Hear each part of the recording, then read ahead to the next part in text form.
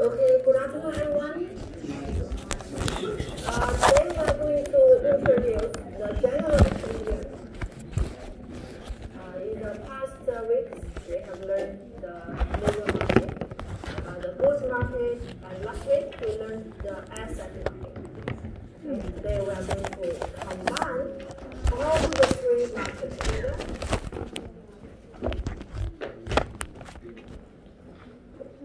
This is the most exciting part of the whole semester.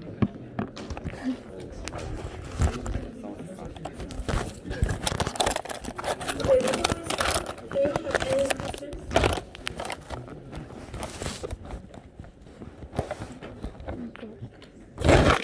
Okay, if no questions, let's start from the labor market.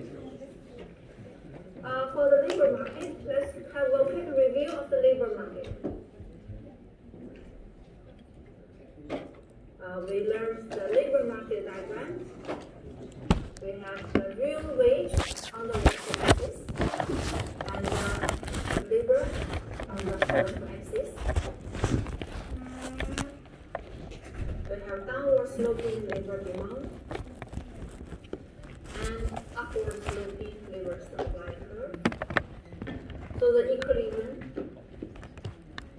we call N bar. This is the equilibrium employment. The labor demand equals labor supply. Okay. And we can further compute the full employment output. Okay, Y bar. We plug in the production function A times F of K, and then we plug in N bar into the production function. So we can determine the full employment level of output. This full employment level of output Y bar is the output when the labor market is in equilibrium. There's only one equilibrium in the labor market, and therefore only one output, full employment level of output. This is the labor market. We describe the labor market using the relationship between the real wage and employment. Okay. And we have learned several factors that will shift the labor supply, labor demand curve. Today we are going to combine all the three markets, and we would like to describe the labor market in a diagram with the real interest on the vertical axis and the real output on the horizontal axis. We want to plot the relationship between the real interest rate and the real output. So for the labor market, you can see the determination of the labor market equilibrium Y bar does not depend on the real interest rate. So Y bar does not vary with our interest rate. So if we plot the labor market equilibrium, it should be a vertical line to represent the full employment level of output. Suppose Y bar is here. Okay, so the FE line is the full employment line. It represents the equilibrium in the labor market. We have the real interest rate on the vertical axis and real output on the horizontal axis. So it's a vertical straight line because the Y bar does not depend on the real interest. You can see from the labor market, does not depend on the real interest. So it's a vertical line, and the position of the FE line is determined by the value of Y bar. when Y bar increases, the FE line shift to the right.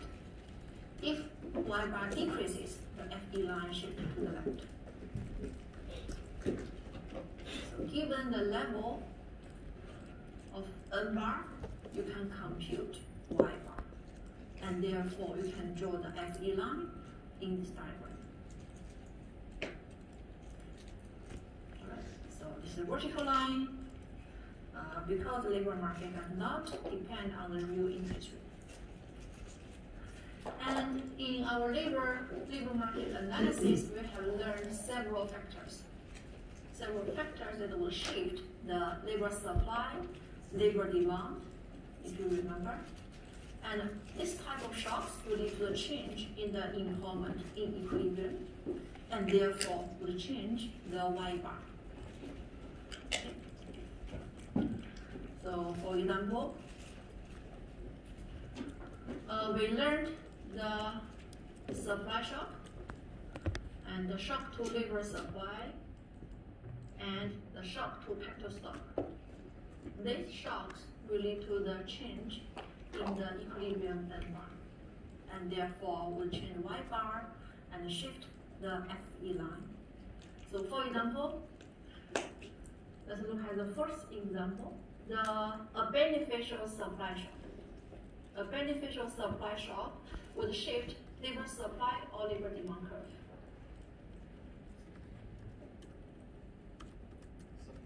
Labor supply. Labor supply.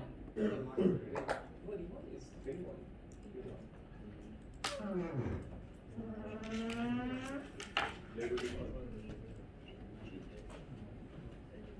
Labor demand or supply? Labor demand, yes, because labor demand curve is derived from the MPN, the marginal product of labor equal to wage, right? Is derived. Okay, so the productivity shock, that is the rise in A productivity, will lead to change in MPN. And therefore the labor demand curve will shift. Okay, so labor demand curve will shift up or down?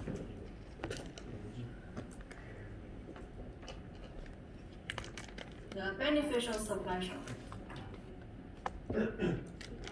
Up, yes.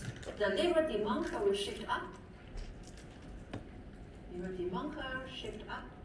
Say labor demand 2. Then what happens to the equilibrium employment?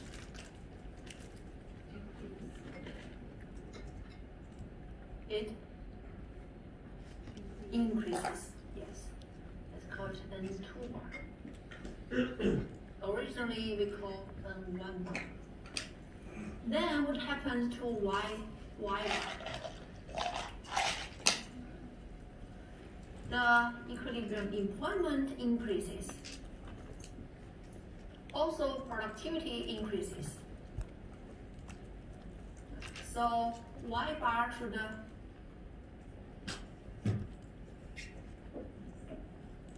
increase or decrease? Increase. Yes. Y bar increases. The full employment output also increases. Then what happened to the FE line? Yes, and will shift to the right. Suppose originally FE1 it shift to the right. So we can draw FE2. FE2 represents higher full employment level of output. When the full employment level of output increases, the Y bar increases, the FE line shifts to the right. Shift to the right. And similarly, if there is an increase in capital stock, which curve is affected? Labor demand or labor supply? Yes, also labor demand. The labor demand curve will shift up, higher employment, higher full employment level of output, so the FE line shift right. Similarly, if there is an increase in labor supply, in our lecture in the labor market, there are several reasons why labor supply increases. You may refer to our notes, lecture regarding the labor market. For example, the labor force participation rate increases, etc. Okay. So if the labor supply increases, the labor supply curve will shift to the right. Labor supply curve shift to the right.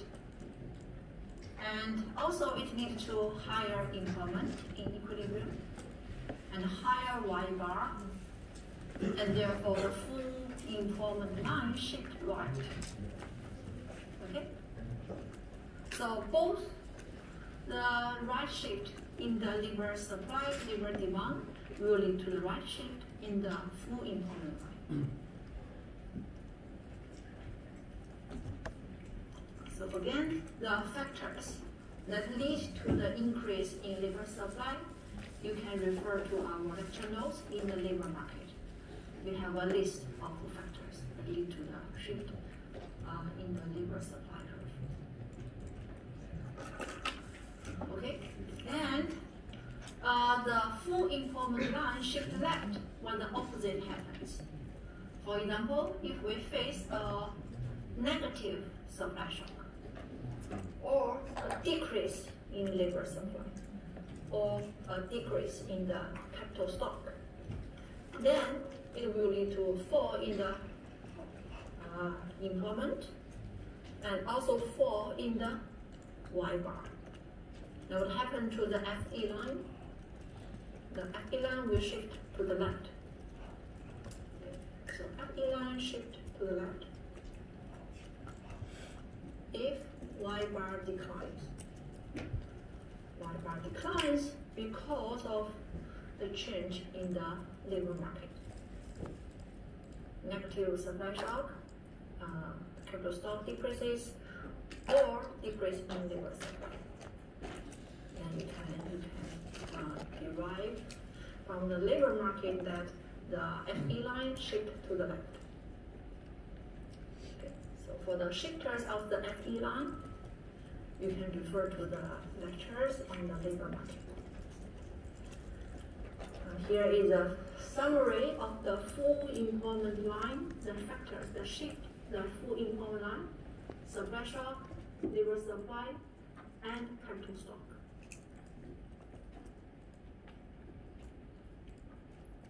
Okay. The FE line is relatively simple. Any questions regarding the FE line? Again, the FE line represents the labor market equilibrium.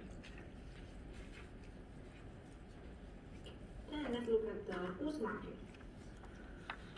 Let's have a review of the goods market first.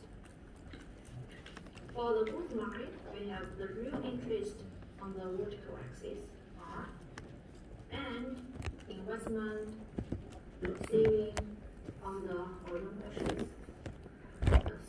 Investment curve is downward sloping, saving curve is upward sloping. It determines the equilibrium interest rate, say R1. For example, here R1, let's start from 7%. Suppose the equilibrium interest rate is 7%.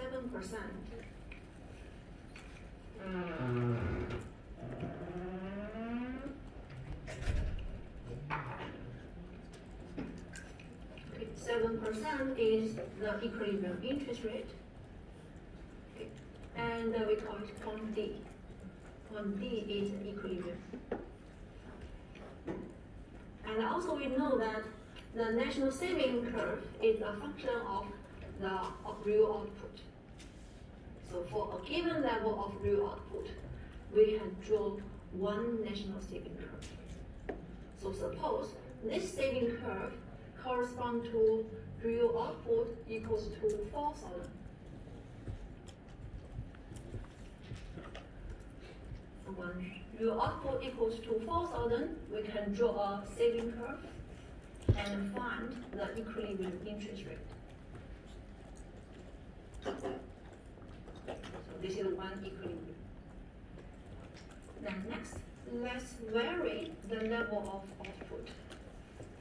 Say the output equals to 5,000. When output increases, that is from 4,000 to 5,000, the national saving curve will shift. Shift up or down. When Y increases, national saving rise and down. Yes, because national saving increases for any interest rate level. So national saving curve shift to the right and down. And then this one say S2 for Y equals to 5,000.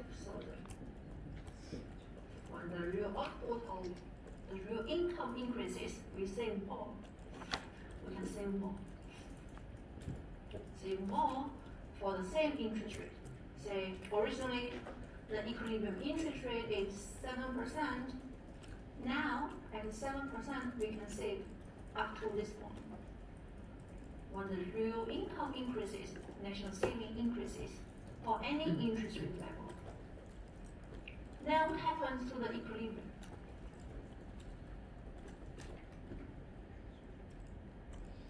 The equilibrium now is this point, right? Suppose we call it point F. Point F represents the equilibrium interest rate, 5%. Okay. The interest rate goes up or down? Goes down, yes. Interest rate goes down. Okay. So when the real income or real output increases, the real interest rate in equilibrium declines. So there is a negative correlation. Negative correlation in the whole market equilibrium. So we varied the level of output Y and find two equilibrium interest rates, 7%, 5%. And we find when we increase the real output, the equilibrium interest rate falls. So there is a negative correlation between the aggregate output and the interest rate that clears the whole market. So if we plot the relationship between the real interest rate and the real output,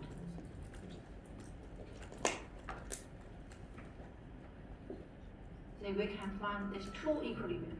The first equilibrium on D. On D is 7%,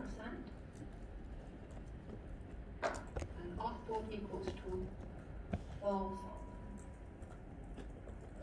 Then for fund F represent 5% interest rate and 5,000 output. So fund D and fund F. So we found these two equilibrium in the whole market. Of course, if we vary the output level, we can find more equilibrium. And if we link all the equilibrium points, for this example, we just link these 2 points.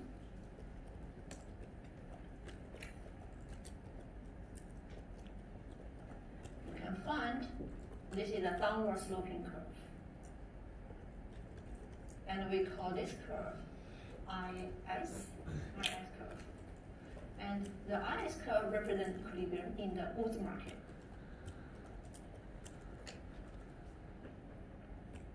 In the goods market. So along the IS curve, each point represents an equilibrium in the goods market. It represents equilibrium in the goods market with the interest rate on the vertical axis and the output on the horizontal axis. So each point along this IS curve represents one equilibrium in the goods market.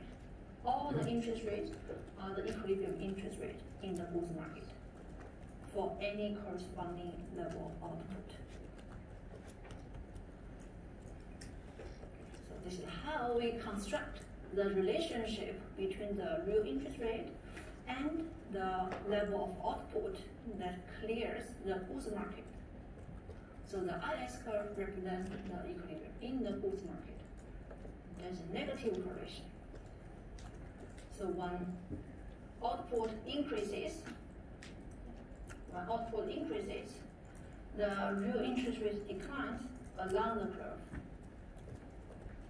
When output increases, the real interest declines along the curve.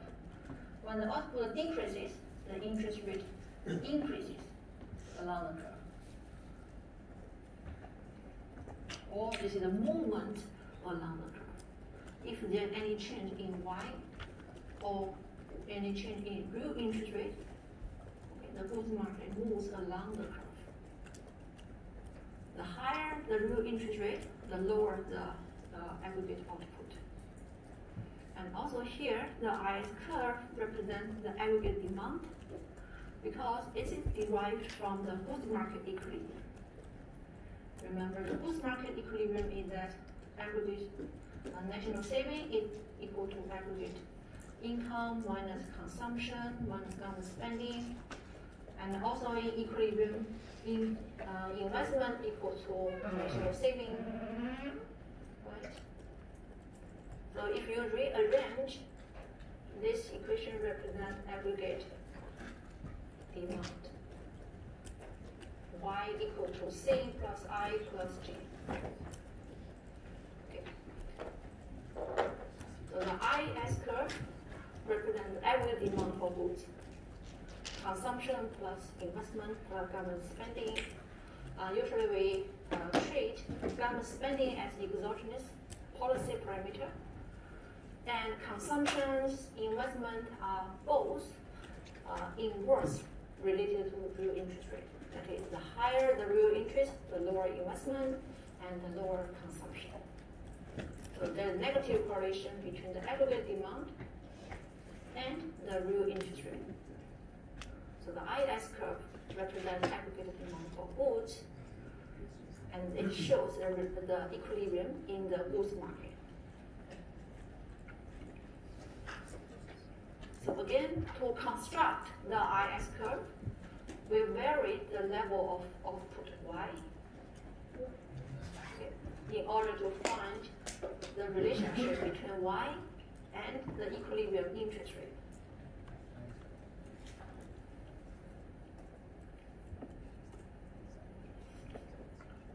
The reason we are interested in the relationship between the real interest and the aggregate output is that we want to combine all the three markets together in one diagram. So here we already derived the labor market equilibrium with the real interest rate on the vertical axis and real output on the horizontal axis.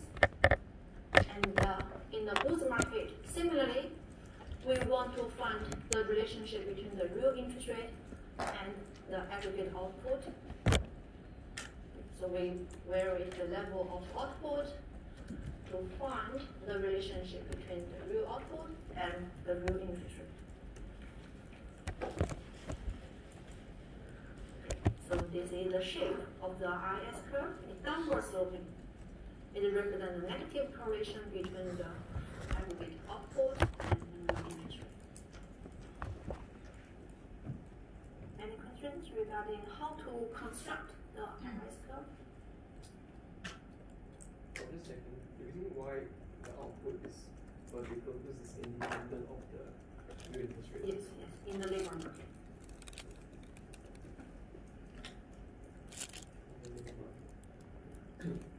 Can I ask you to say that output so far is purely dependent on labor, not capital itself, or is it that capital indirectly affects labor? No, capital, the current capital is given. Okay. It does not affect labor. Okay. But investment will affect future Okay. and therefore affect future labor. Prof, just to confirm, to construct the IS curve, you keep varying the level of output to find different real interest rates, the different equilibriums at different real interest rates, and then you just take it across to your IS diagram and you get it on the sloping curve.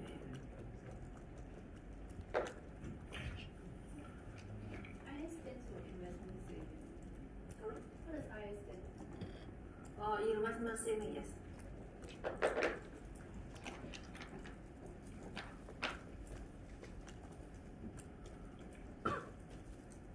Then next, let's look at the shift of the IS curve.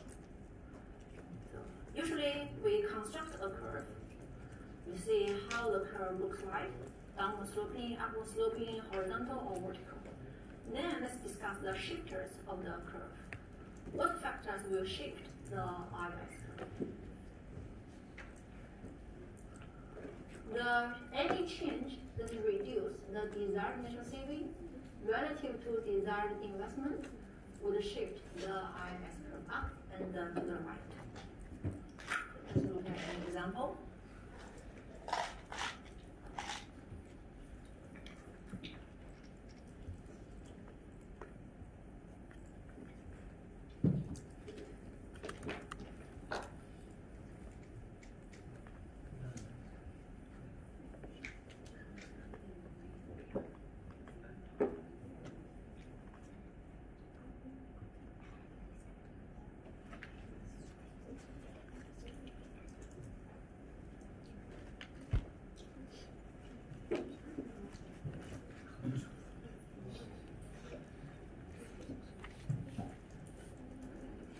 Suppose now the aggregate output equals to 4,500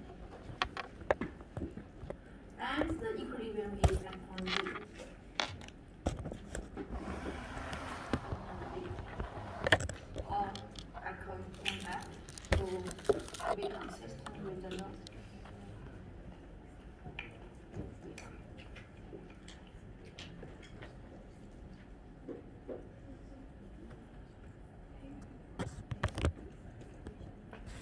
Originally we are at point E, and the equilibrium is 6%. Suppose. And the output equals to 4,500. The interest rate is 6%. So that means behind the receiving curve, output equals to 4,500, and we keep it unchanged. Okay, output unchanged. Now suppose the government increases spending, so G increases, and this is also called expansionary fiscal policy. So G increases, holding output unchanged. Suppose government spending increases. So what happened? What happened to the housing market? So which curve will be affected? Investment or saving curve? Savings. Yeah, saving increase or decrease? Decreases, yes. National saving is equal to Y minus C minus G. When G increases, national saving declines, so the saving curve shifts to the left. Let's call it S2. Originally it's S1. So what happens to the equilibrium interest rate? Now the equilibrium is on F. The equilibrium interest rate goes up. Let's call 7%. Suppose 7% interest rate. All right. Now, with the output unchanged, still 4,500, the equilibrium interest rate is rising from 6% to 7%. originally, this IS curve, along this IS curve, we have point E, the original equilibrium. Point E. Point E, we have output 4,500, and the equilibrium interest rate 6%. Now, output still 4,500. The interest rate goes up to point F, 7%. 7%. The equilibrium interest rate goes up. And this is true for any level of output. For any level of output, the equilibrium interest rate will go up. So the new IS curve should shift up. We call it IS2. Originally we have IS1. Okay? So you can see for the same output, we keep unchanged. When the government spending goes up, equilibrium interest rate goes up, so the IS curve shifts up. Because originally at 4,500, we have equilibrium interest rate 6%. Now the interest rate goes up for the same level of output. And this is true for any level of output. So the IS curve should shift up and to the right. So any change that reduce the desired net saving relative to the investment, okay, will shift the IS curve up and to the right.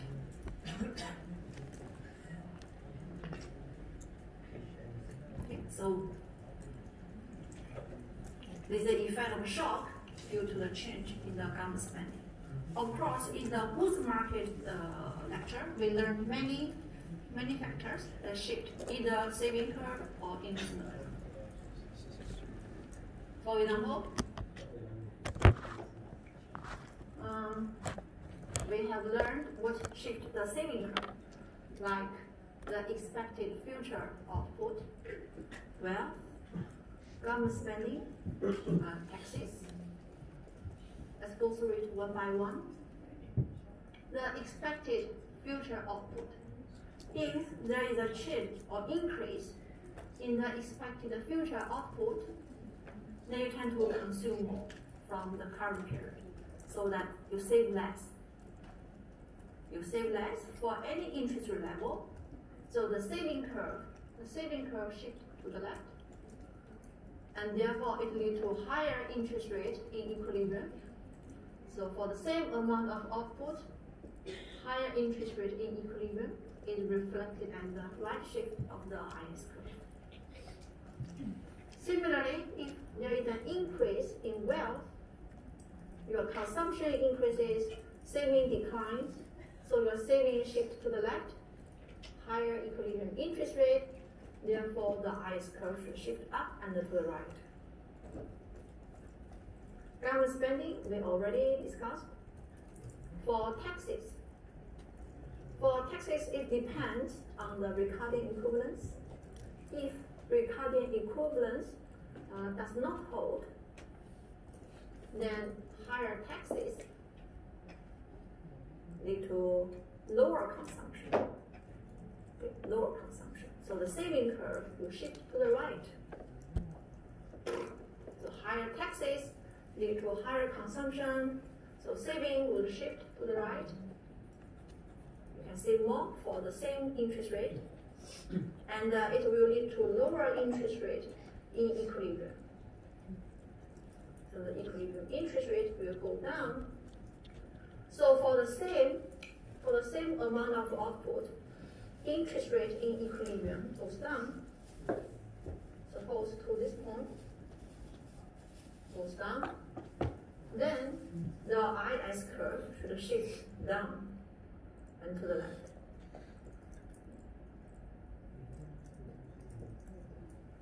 Right? Because the equilibrium interest rate goes down, so for the same, you can draw the vertical line. So for the same level of output, equilibrium interest rate goes down, So the IS curve should shift down to the left. If Ricardian equivalents hold, then nothing changed to consumption, nothing changed to saving, so the IS curve does not shift if Ricardian equivalents hold. Okay. So the first four factors shift the national saving curve and therefore shift the IS curve. The first four factors are related to the saving, national desired saving. Then the last two factors are related to the demand for investment. For example, expected future MPK and effective tax rate on capital.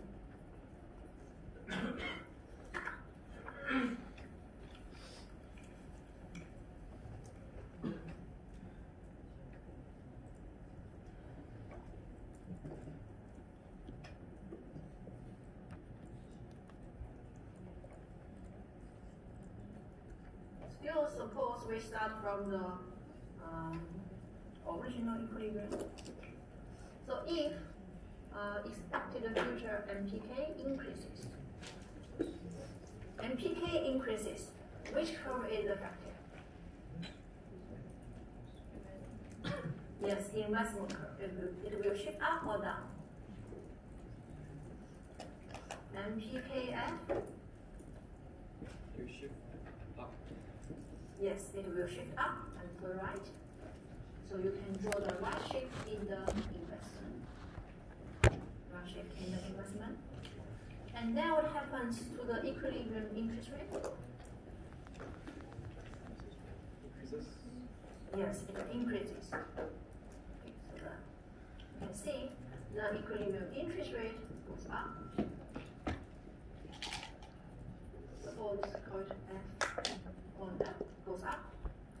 Equilibrium interest rate goes up, so holding output unchanged, the equilibrium interest rate goes up, so the IS curve shift up and to the right.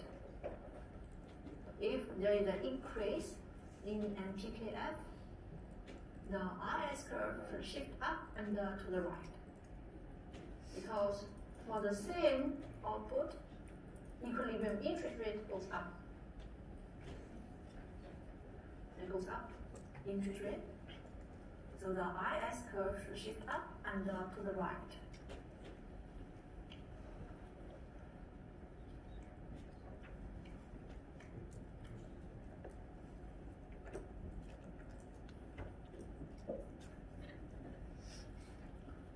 The last, effective tax rate on capital.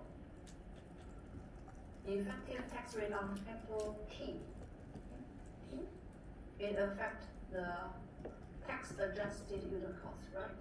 T increases, the tax adjusted unit cost increases, the demand for investment decrease or increase.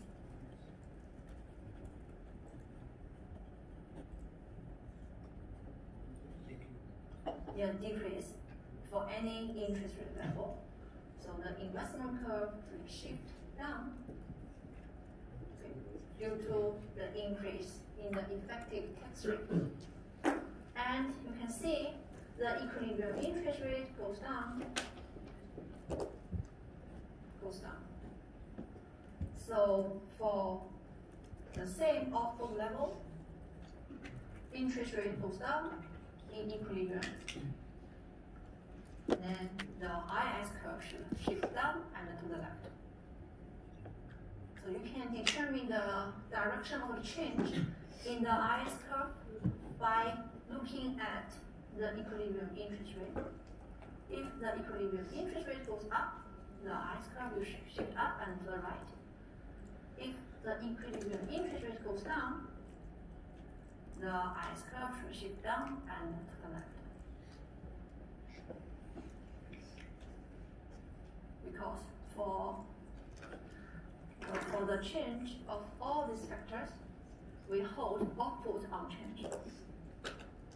So for the same output, if the equilibrium interest rate goes up, this curve should shift up.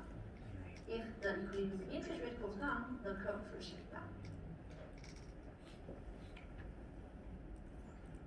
So these are the factors that shift the IS curve.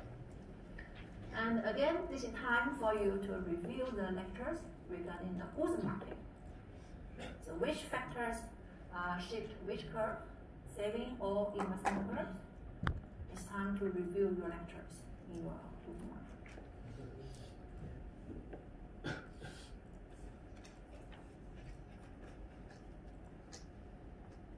So to summarize, factors that shift the IS curve, change in that increase is their net saving relative to the investment curve would shift the IS curve down and to the left.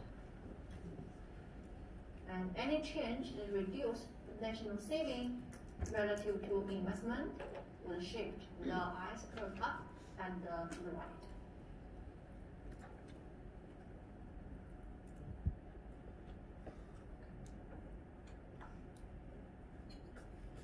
This is about the goods market equilibrium, and we call it IS curve. Downward sloping, and the IS curve represents the aggregate demand for goods. Any questions regarding the shape of the IS and the shifters of the IS curve? Yes? When you say up and down, you're referring to the interest rate only, right? You mean the The shape of the IS curve. IS curve? Yeah. Yes, the real interest rate goes up for the same output level. It goes up so that the curve will shift up and to the right.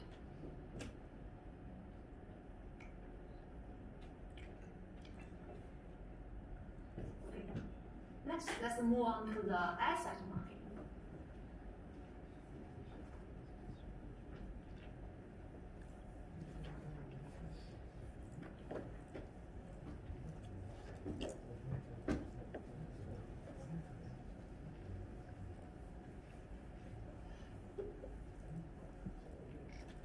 Before we derive the curve, let's look at a relationship between the price of the non-monetary asset and the interest rate.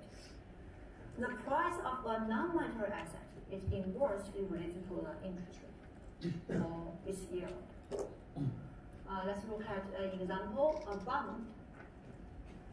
A bond is a piece of paper that promises to give you this amount of money, say 10,000 in a year.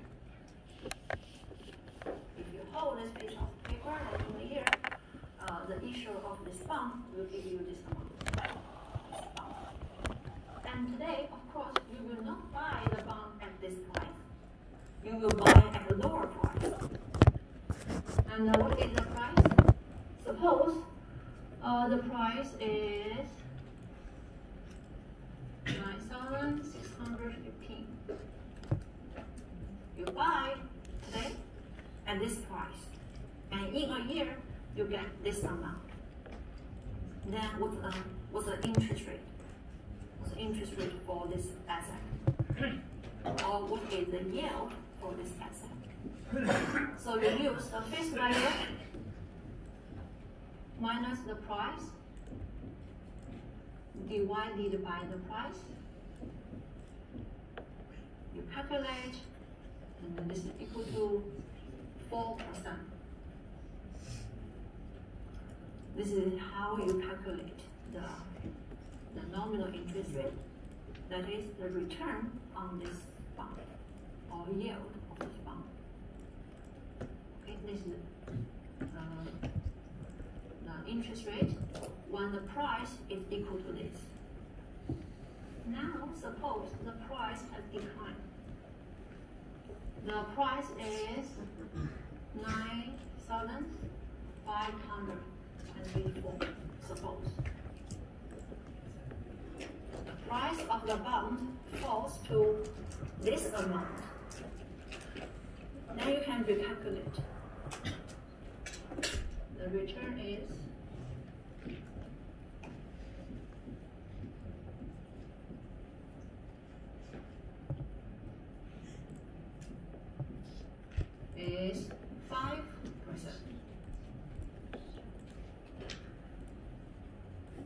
interest rate rises. The price of the bond declines. The interest rate, nominal interest rate, rises. So there is an inverse relationship between the price of a non-monetary asset and the interest rate for this non-monetary asset. Negative correlation. Price goes down, the interest goes up, the return is higher. Of course, we want to buy at low price, right? The lower the price, the higher return. And we know the nominal interest is equal to the real interest plus the expected inflation. So if expected inflation rate is given, then the price of the non-monetary asset is also inversely related to the real interest rate. So there is negative correlation between the real interest rate and the price of the non-monetary asset.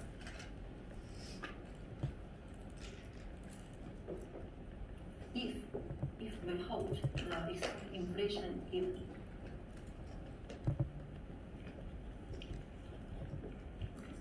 This is about the relationship between the interest rate and the price of the non-monetary asset.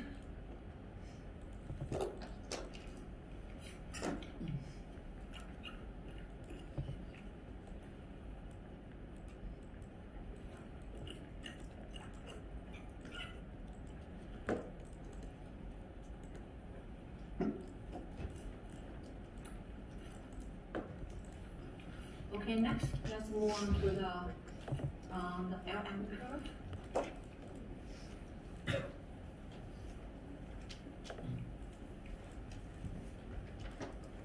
Last week, we introduced the asset market. And the graph we introduced shows the relationship between price and the nominal money demand, right? If you remember, the horizontal axis is nominal money demand, nominal money supply, the vertical axis is price. So this is the upward sloping curve. Nominal money demand is equal to price times the real money demand. And real money demand is a function of real income and real interest and pi e. And to show this graph, we fix the real money demand. So given the real money demand, we can find the relationship between the nominal money demand and the price. Given all the parameters. And we also discussed that there is a positive correlation between the real income and the real money demand, and negative correlation between the real interest and real money demand, negative correlation between the expected inflation rate and real money demand. This is the graph we introduced last week. But today we want to look at the relationship between the real interest rate and real money demand. So we are going to use a different graph. For this one, we learned last week, we hold the real money demand as given, right? And we look at the relationship between the nominal money demand and the price. So today we are going to look at the relationship between the real interest rate and the real money demand. Because in the end, we want to find the relationship between the real interest rate and the real output, just like FE and LIS. So we are going to use a different graph. So we have the real interest rate on the vertical axis and the real money demand on the horizontal axis. And real money demand, we know it's nominal money demand divided by price. This is the real money demand. And we also learned that real money demand is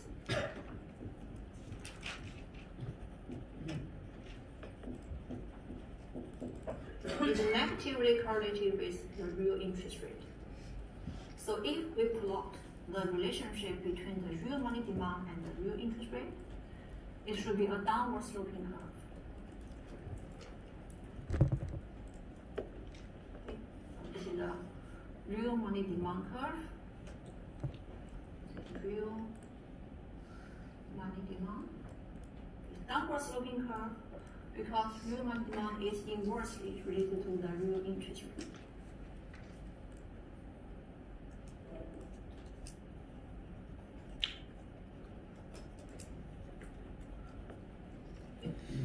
And how about real money supply? Real money supply is nominal money supply divided by price.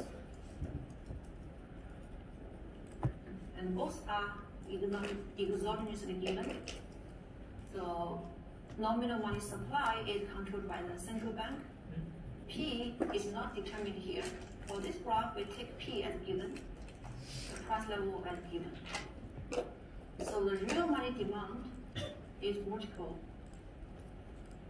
line. Real money supply, and this is determined by the central bank. You can think this is controlled by central bank.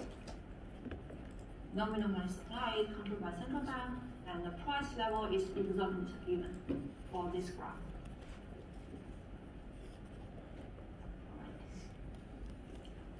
So we can draw the downward sloping real money demand curve and the vertical real money supply curve.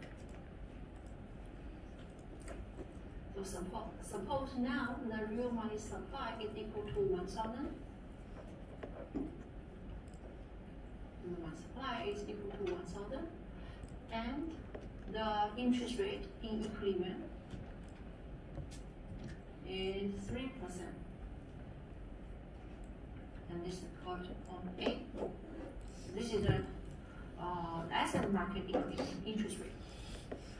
Real money supply equals real money demand. This intersection determines the equilibrium interest rate in the asset market.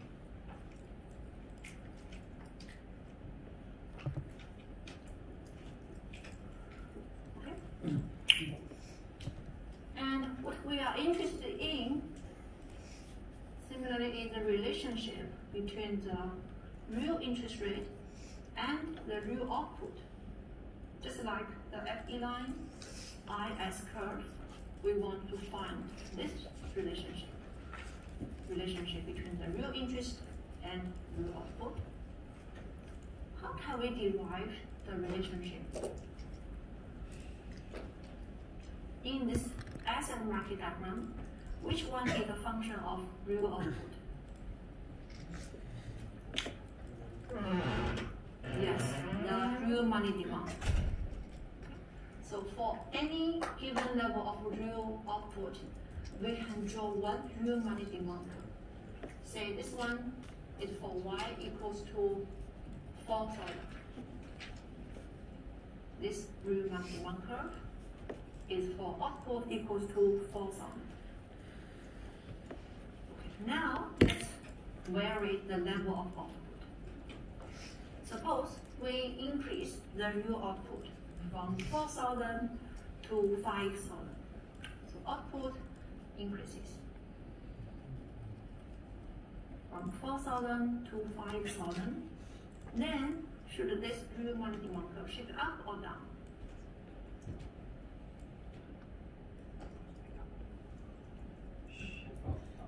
Yes, shift up. Because for any interest rate level, the demand for money increases. So when output increases, real money demand is an increasing function of output. When output increases, then real money demand increases for any interest rate level. So we should draw a higher real money demand curve. Real money demand 2. And this one corresponds to output level 5,000. You can find a different real money demand curve. And this one is higher.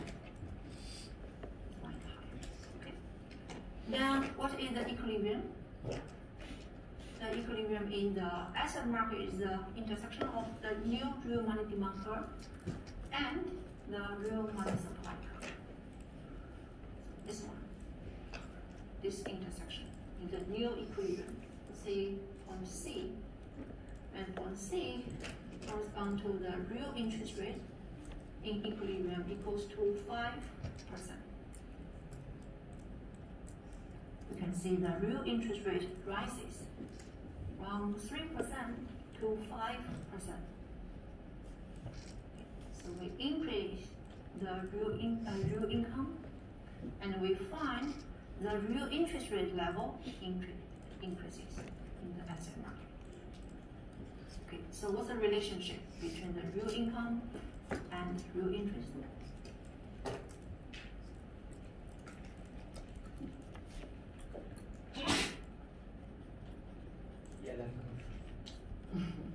Yeah, okay, so there's a positive correlation between the real output and the equilibrium interest rate in the asset market.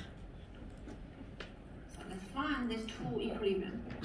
Equilibrium point A, 3%, and output equals to 4,000. This point A.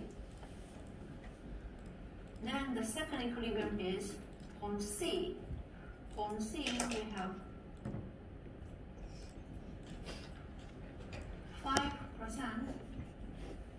interest rate and the output 5,000.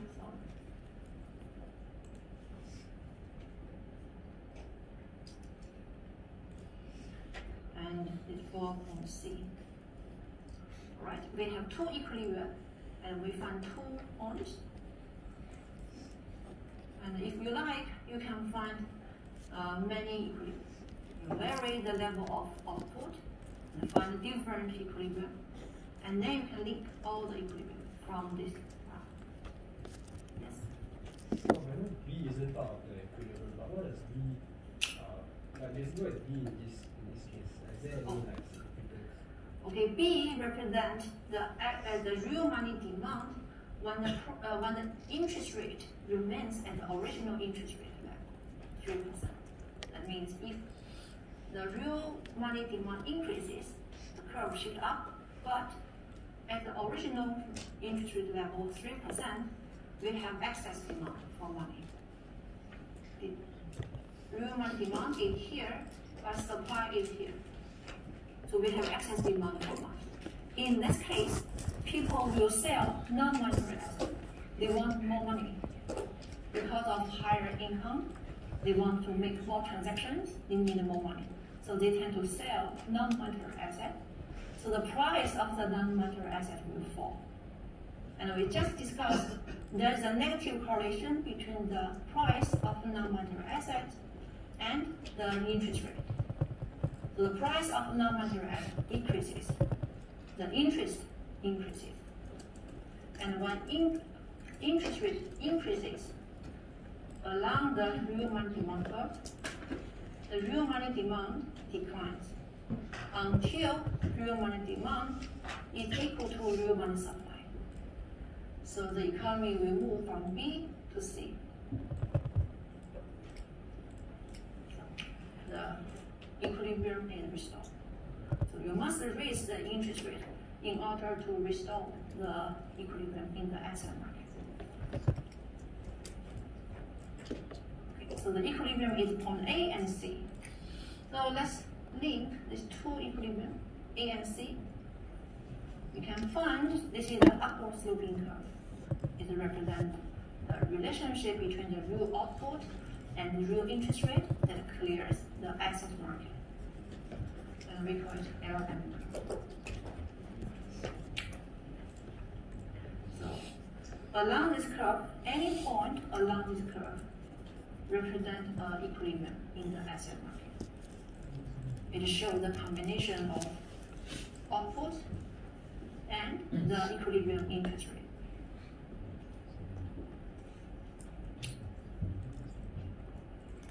So the LM curve is upward sloping. The relationship between the output and interest rate in the SM market is positive.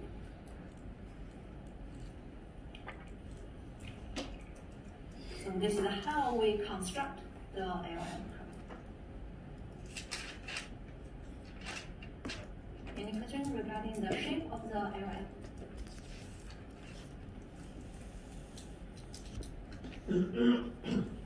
Alright, if no question regarding the shape, then let's look at the shifters of the LM curve.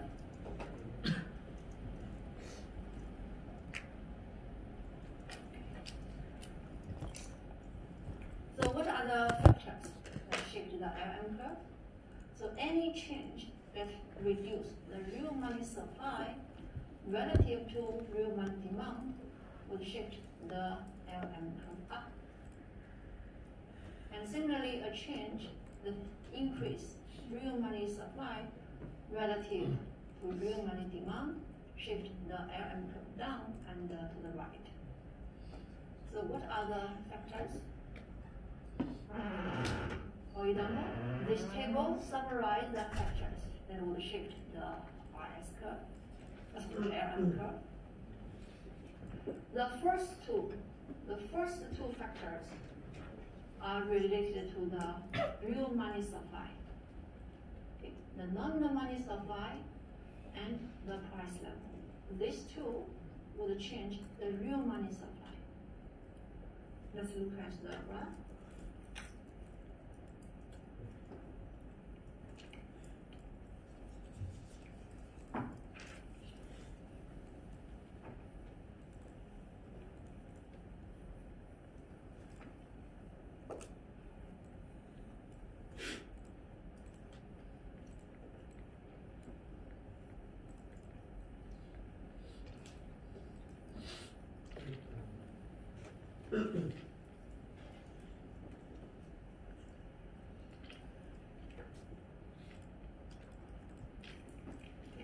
Suppose, let's start from the real money supply equals to 1,000. Real money supply originally equals to 1,000, and the equilibrium is on A. The interest rate is 3%, and the output equals to 4,000.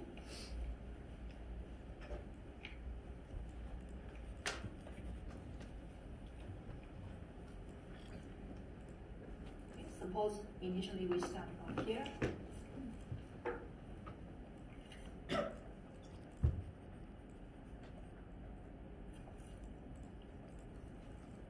Now, suppose the real money supply increases from 1,000 to 1,200.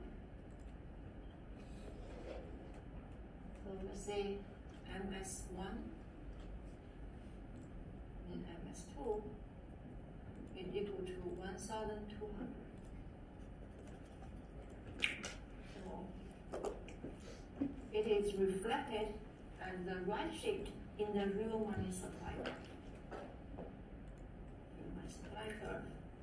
So it shifts right to 1,200. And what happened to the real interest rate? When real money supply increases relative to the real money demand, the equilibrium interest rate falls. In this example, suppose it falls to 2%, and the equilibrium we call it point D.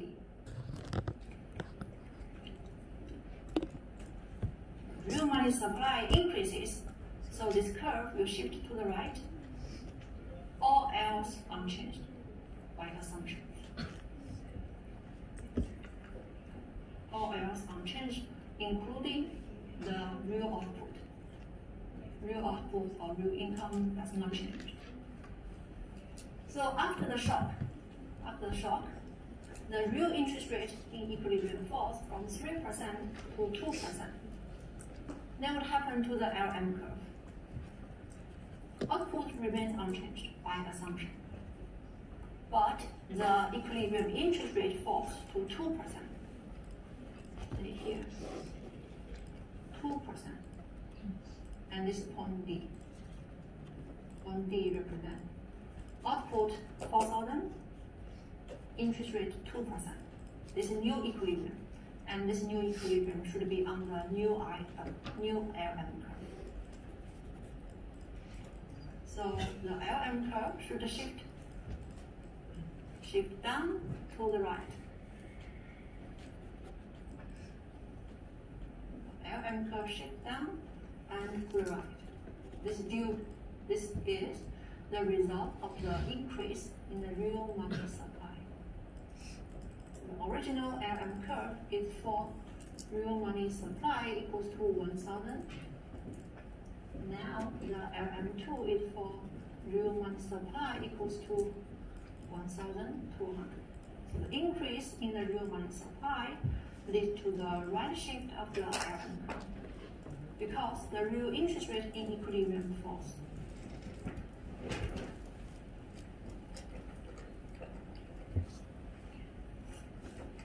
So again, by assumption, real money supply increases, output remains unchanged. So for the same output, the equilibrium interest rate falls, the LM curve should shift to the right and down. Now the question is, ask you, what lead to the fall in the what lead to the increase in the real money supply? The central bank decision. Yes, the central bank issue more money. So nominal money supply increases. That's one factor. Any other? Inflation. Yes, the price goes down. So real money supply is nominal money supply divided by price. So either nominal money supply increases or price goes down. Both will lead to the increase in the real money supply. Yes? So if the price level goes down, like won't the real money demand also go down? Sorry? If the price goes down, so won't the real money demand curve will also be like, it will also change? No, the real money demand does not depend on the price. Does not depend on the price. Are you referring to what we learned last week?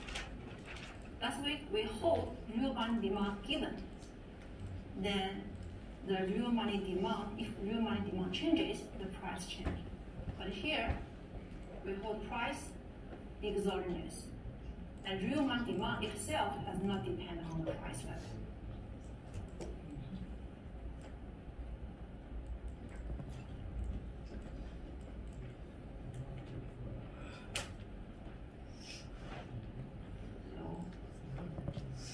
Real money supply is nominal money supply over price. So either nominal money supply increases or price declines, the real money supply will increase. So the real money, the LM curve will shift down and to the right. So the increase in nominal money supply M increases, the LM curve shift down and to the right. If the price level increases, the LM curve will shift up and to the left, because the increase in P leads to the fall in the real money supply. That is, if P increases, suppose P increases, then the real money supply will fall, because M over P declines. So the shift to the left, leading to interest rate level. So for the same output, the interest rate level goes up in equilibrium. And then the LM curve should shift to the left. if the price goes up. Price goes up, the real money supply declines, so the LM curve shifts up and then to the left. Okay, so the first two factors lead to the shift in the real money supply curve. Then the rest will lead to the shift in the real money demand curve. Expected inflation high E. High E increases. The demand, the real money demand decline or rise.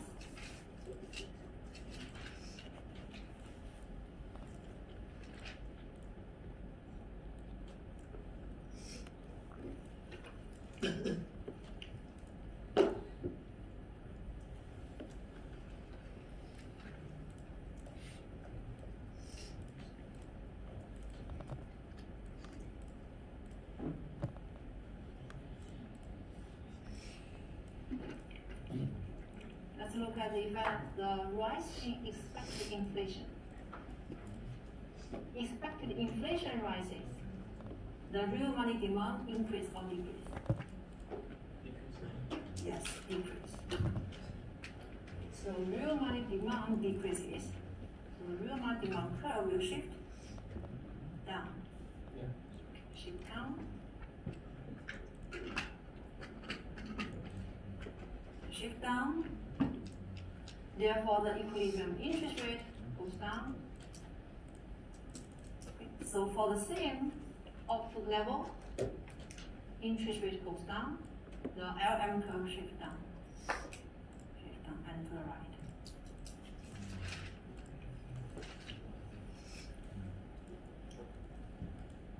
And how about the nominal interest rate on money? Nominal interest rate on money refers to IM.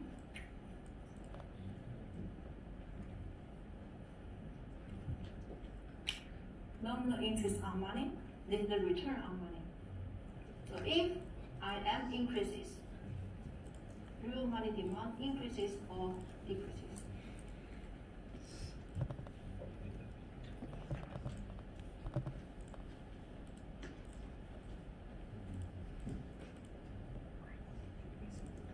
The real money demand should rise or fall? Yes, real money demand rise. So this is a return on money. When interest, nominal interest on money increases, the real money demand increases. So the real money demand curve should shift up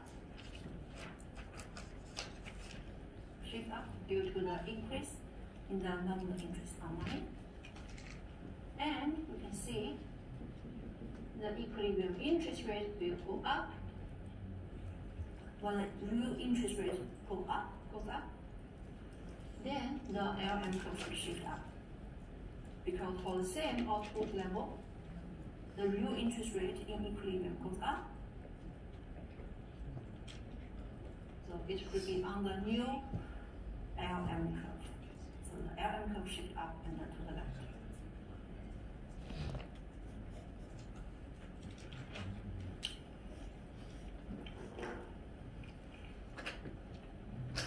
Alright. In addition, we have several other factors that lead to the change in the real money demand. For example, increase in wealth. Last week we already discussed. Increase in the risk of alternative assets relative to the risk of holding money. And for example, if the stock market becomes very volatile, it's riskier compared to holding money, then the demand for money will increase. The demand for stocks will decrease if other assets becomes riskier. So the real money demand will shift up, and therefore the LM curve will shift up and to the left. Another example is a decline in the liquidity of alternative assets. For example, you have to hold other assets for a longer period of time, or if you have to pay a higher transaction cost in order to liquidize your asset, then the demand for money will increase, demand for other assets decreases. Another example is a decline in the efficiency of the payment technology. The money can be readily used for transactions. If the payment technology declines, then you want to hold more money. So demand for money increases. Then the real money demand curve will shift up and to the right. The equilibrium interest rate goes up. So for holding the same output level, the LM curve should shift up and to the left. So these factors will make money more attractive compared to other assets.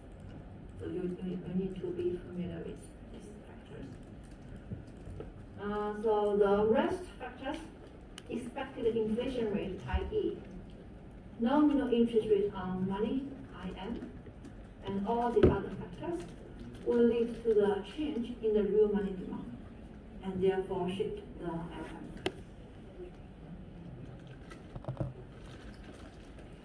The first two factors change the real money supply, the rest change the real money demand.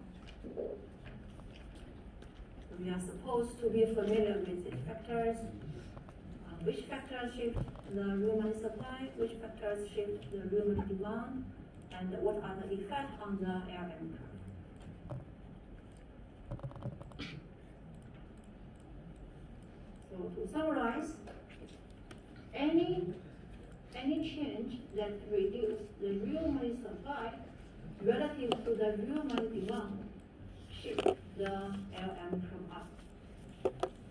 Any change that increase real money supply relative to real money demand shift the LM curve down and to the right.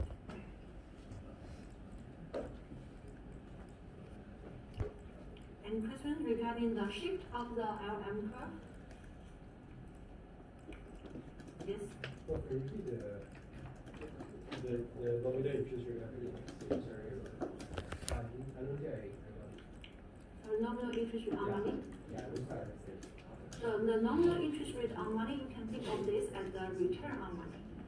For example, the interest on your savings account with the bank. So if you can get more returns on money, you want to hold more money. So you have two types of assets.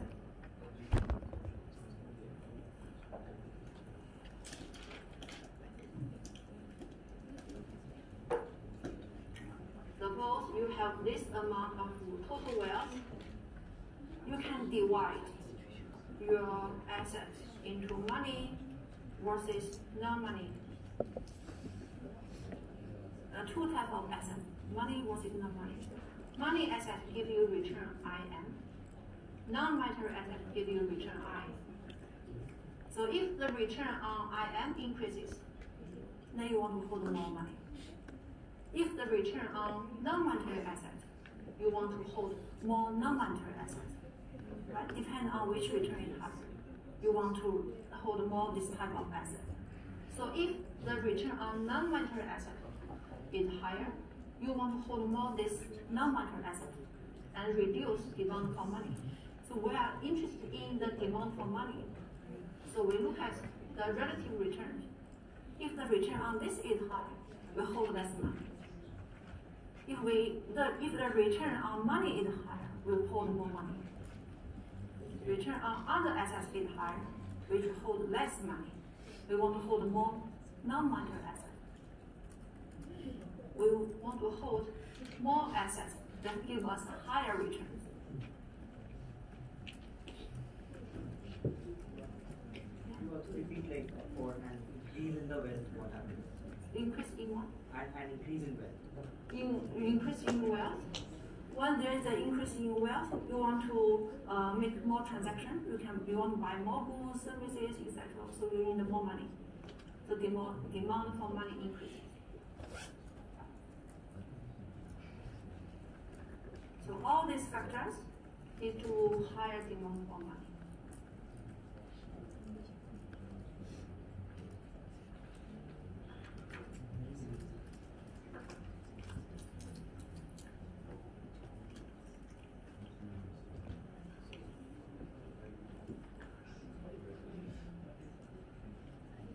So this is about the shift of the LM curve. How do you measure IM? How do you measure IM? How to measure IM? Yeah.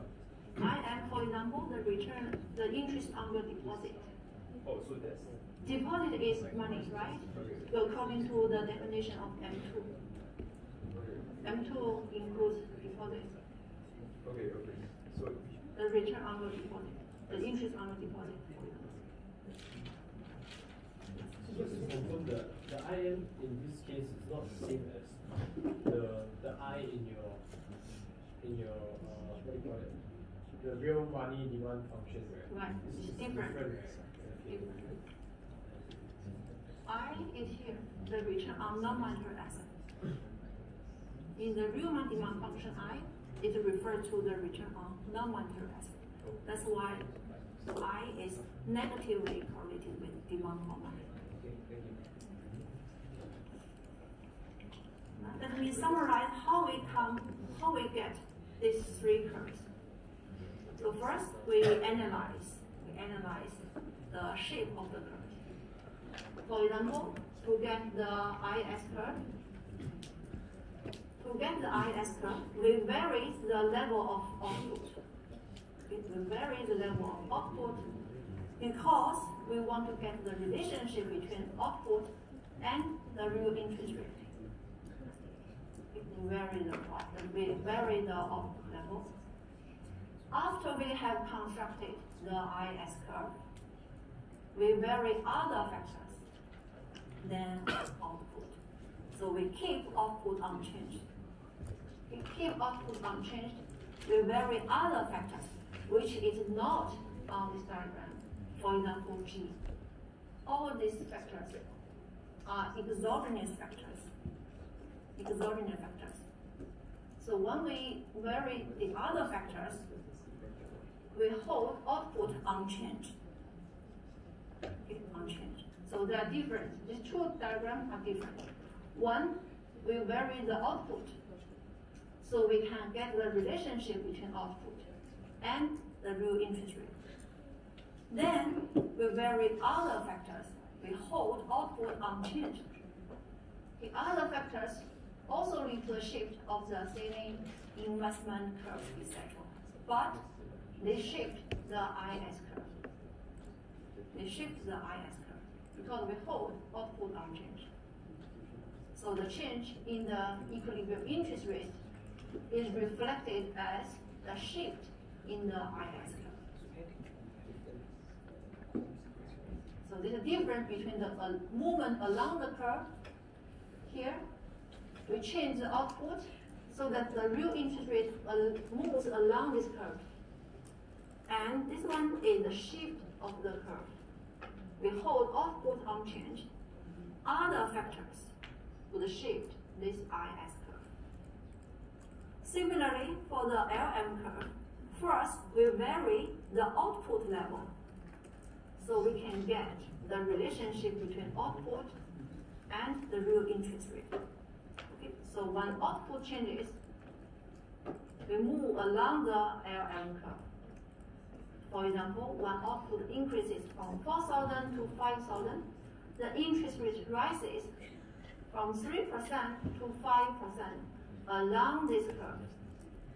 This is how we construct the curve. Okay, then we discuss what shift the LM curve. By analyzing the shift of the LM curve, we fix the output. For the fixed or for the same amount of output, other factors in this table would shift the LM curve. So again, if output changes, we move along the LM curve. Other factors change, we shift the LM curve. Okay, so they're different.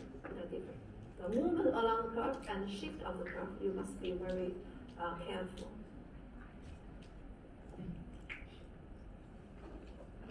This is an example that the change in the real money demand shift the LM curve. So this is due to the rise in the real money demand. When real money demand increases, the LM curve shifts up to the left. And what leads to the rise in the real money demand? You can refer to the table.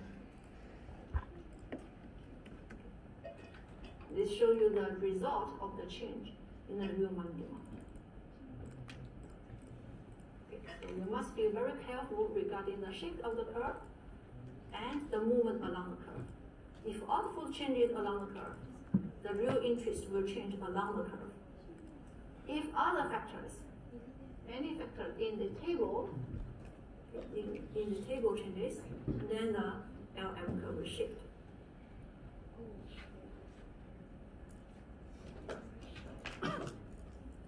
Alright, I think it's time to take a break. After break, we are going to complete the general equilibrium framework. Let's take a break.